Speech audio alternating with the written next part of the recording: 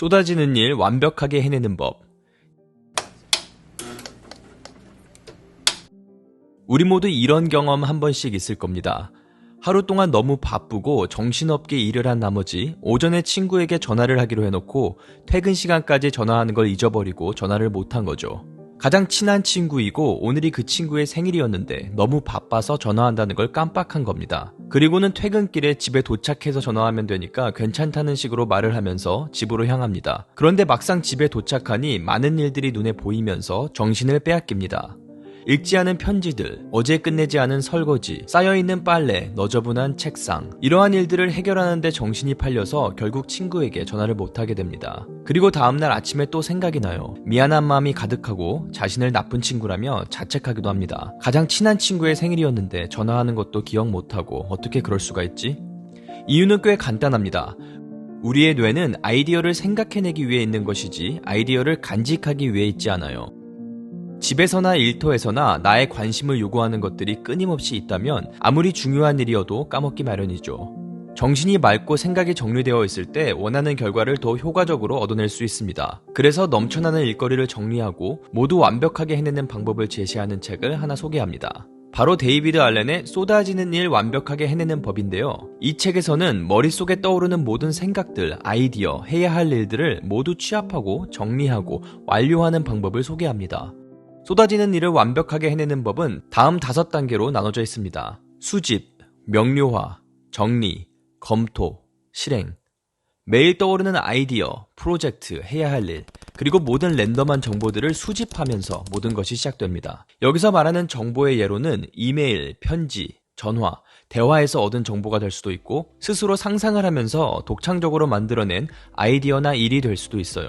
그 정보가 어디서 오든 그 정보를 따로 수집하거나 머릿속에서 끄집어내세요. 머릿속에 담아두려 하지 마세요. 수집의 단계에서는 정보를 정리하거나 분류하려고 하지도 마세요. 그냥 수집만 하고 목록으로 나열만 합니다. 모든 정보가 수집되었다면 명료화를 해야 해요.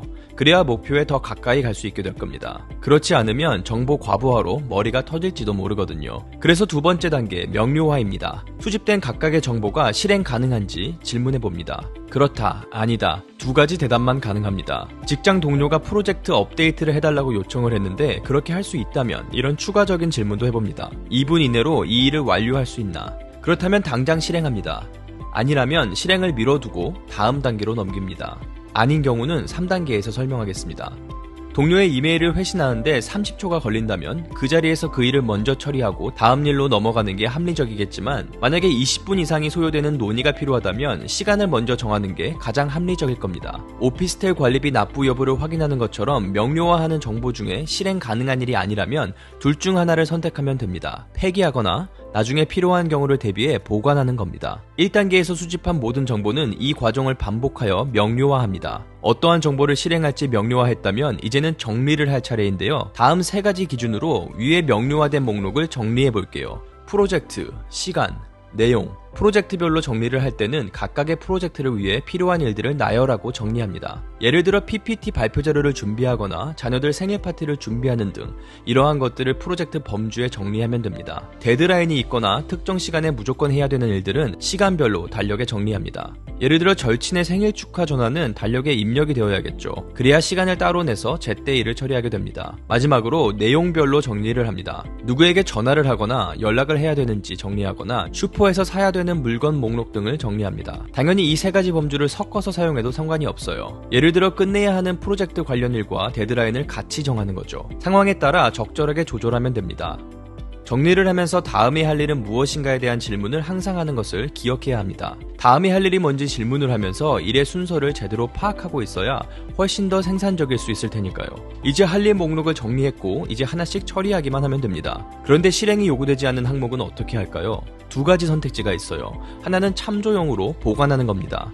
나중에 필요할 때 꺼내볼 수 있는 TV 사용 설명서 같은 것들이요. 다른 하나는 나중을 위해 보관하는 겁니다. 예를 들어 당장은 바빠서 못하고 있는 6개월 정도 미뤄진 사업 아이디어 같은 것이죠. 이러한 것들은 언젠가 목록에 추가한 다음 실행해야 할 일의 목록을 만듭니다. 그리고 6개월 후에 이 목록을 검토해보세요. 이제 중구난방에 있던 모든 정보가 정리됐고 다음은 검토 단계입니다. 쏟아지는 많은 일들이 동시에 나의 관심을 요구할 때면 모든 일을 제대로 해내기란 어려울 수밖에 없어요. 그래서 검토의 단계가 필요한 겁니다. 매주 각각의 항목을 검토하고 필요하다면 조정을 합니다. 모든 것이 있어야 할 위치에 있나요? 처리가 필요한 정보가 어딘가에 쌓여있지는 않나요?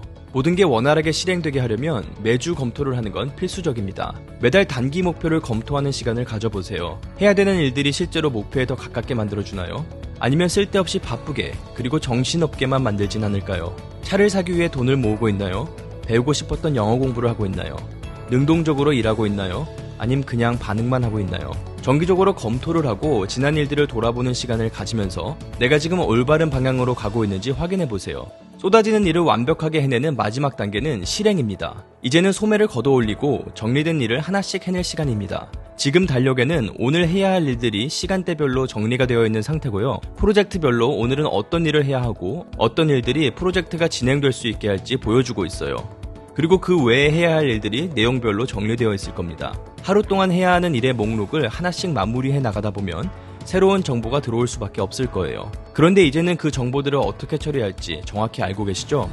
정보를 수집하고 실행 가능 여부를 확인합니다. 2분 이내로 완료가 가능하다면 실행하고 그렇지 않다면 적절한 항목에 추가합니다. 실행 가능한 정보가 아니라면 다른 곳에 저장을 하거나 휴지통으로 보냅니다.